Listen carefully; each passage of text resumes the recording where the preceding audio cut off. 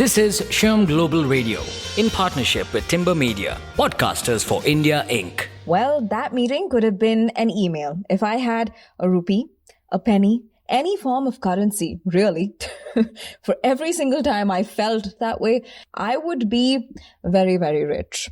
Welcome to Sherm Global Radio, everybody. Why am I sounding a little grumpy McGrumperson? Well, it's been a very hectic week, and today's topic of conversation on the podcast couldn't have come at a more serendipitous time. I'm Ahalya, keeping you company, and I promise it's not going to be a grumpy conversation. We're actually going to explore how we can move out of the meeting load paradox. There's a growing concern around employee well-being and too many meetings, and we have got to figure it out. In today's fast-paced work environment, meetings have become an integral part of organizational dynamics. This is something we've all been witness to, and we know to some extent that it is necessary.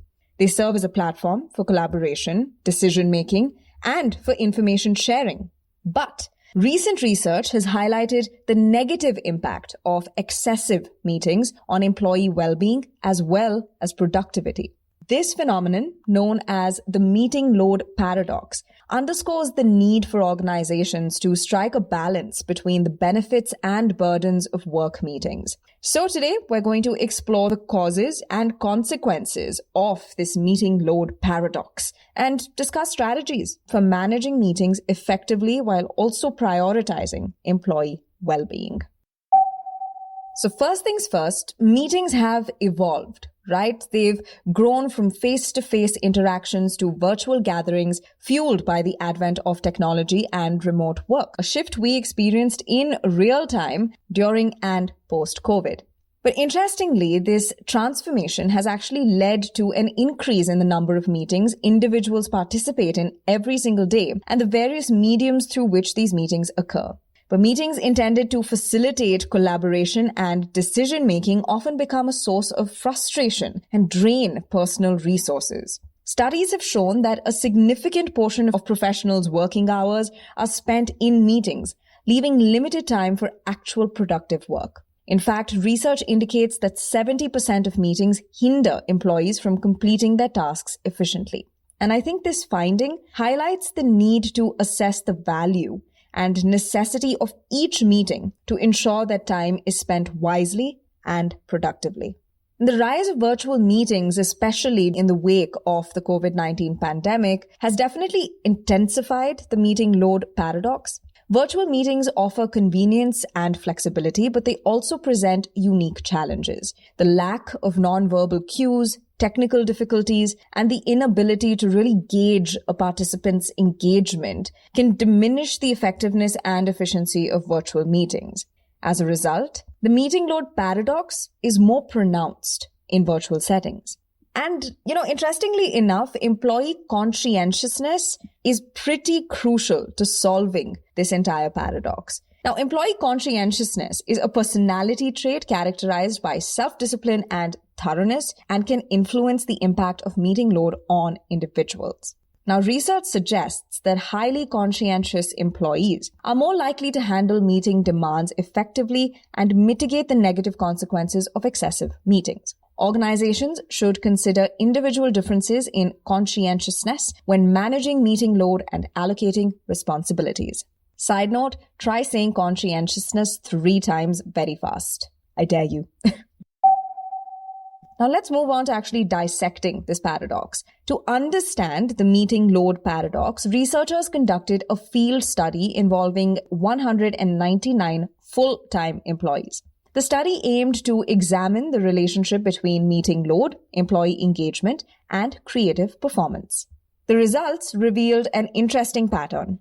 Meeting participation, engagement, and creative performance increased as meeting load initially increased, but reached a tipping point beyond which further meeting load hindered performance. So this inverted U-shaped relationship suggests that there is an optimal level of meeting load that exists for individuals to contribute effectively while preserving their well-being. The study also explored the impact of the meeting medium on the meeting load paradox. Findings indicated that virtual meetings amplified the curvilinear effect of meeting load. This suggests that the challenges associated with virtual meetings, such as increased cognitive load and reduced social connection, contribute to the negative consequences of excessive meetings.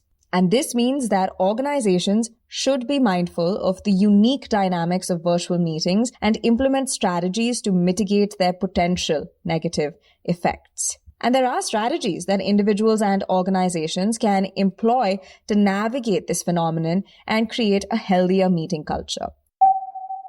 So let's break down some of those strategies. The first would be assessing the necessity of a meeting. Once again, assessing the necessity. Try saying that 3 times quickly. But I digress. So before scheduling a meeting, it's crucial to evaluate the meeting's necessity. Consider whether the objectives can be achieved through alternative means such as email communication, collaborative platforms, or asynchronous discussions. And by reducing the number of unnecessary meetings, organizations can alleviate the burden on employees and create more time for focused work. You might also consider improving the structure of meetings. To optimize meeting efficiency, it's important to streamline the structure and agenda. So start by clearly defining the purpose, objectives, and desired outcomes of the meeting. Develop a concise agenda that focuses on key topics and allows for meaningful discussion. Consider time limits for each agenda item to ensure that discussions remain focused and productive. Emphasis on focused. You can also consider embracing agile meeting practices. Now, agile meeting practices are inspired by agile project management methodologies and can help organizations enhance meeting effectiveness. These practices include stand-up meetings, time boxing, and regular retrospectives. Stand-up meetings promote brevity and accountability, while time boxing ensures that meetings stay within predefined time limits. Regular retrospectives allow teams to reflect on meeting effectiveness and identify areas for improvement. Another strategy to pull out of the handbook is implementing meeting-free time blocks. So to alleviate the burden of continuous meetings, organizations can implement designated meeting-free time blocks. These blocks provide employees with uninterrupted periods to focus on deep work, critical thinking, and individual tasks. By respecting and enforcing these time blocks, organizations promote a culture that values both collaboration and individual productivity. And while we've been really going in on virtual meetings and how they contribute to the meeting load paradox, it is possible to leverage technology for meeting efficiency. Utilizing collaborative platforms, project management tools, and document sharing systems to streamline communication, document collaboration, and task management is totally possible with technology. These tools can reduce the need for excessive meetings by providing a centralized space for information sharing and real-time collaboration. And that brings us to meeting participation. Consider promoting mindful meeting participation by encouraging active engagement, active listening, and respectful communication. Encourage participants to come prepared, contribute meaningfully, and avoid multitasking during meetings. By fostering a culture of active participation, organizations can enhance meeting effectiveness and reduce the need for unnecessary follow-up meetings. And here's another one. Effective meeting facilitation is crucial for maintaining engagement and productivity. Invest in training programs that equip managers and meeting facilitators with the necessary skills to lead engaging and productive meetings. These skills include agenda management, timekeeping, conflict resolution, and decision-making facilitation. And finally, last but not the least, as they say, providing well-being support. Recognize the impact of excessive meeting load on employee well-being and offer support mechanisms. Encourage breaks between meetings to allow individuals to recharge and refocus. Provide resources for stress management, work-life balance, and mental health support. By prioritizing employee well-being, organizations create a healthier and more productive work environment. Let's get real, everyone. Having too many meetings poses a significant challenge for organizations striving to balance productivity and employee well-being.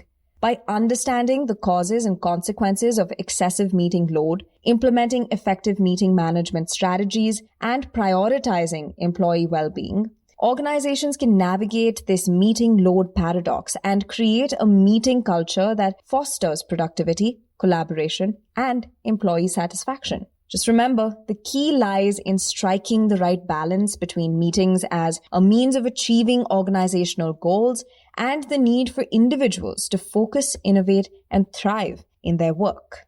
Essentially, just try your best not to be the person that calls a meeting that could have been a mail. See? That was some eye-opening conversation, as per usual, on Sharm Global Radio. That brings us to the end of today's podcast, everybody. I hope it's given you some food for thought and you've taken away some key insights about how to navigate this paradox. I'll catch you on another podcast very soon, but in the meantime, stay safe and stay happy.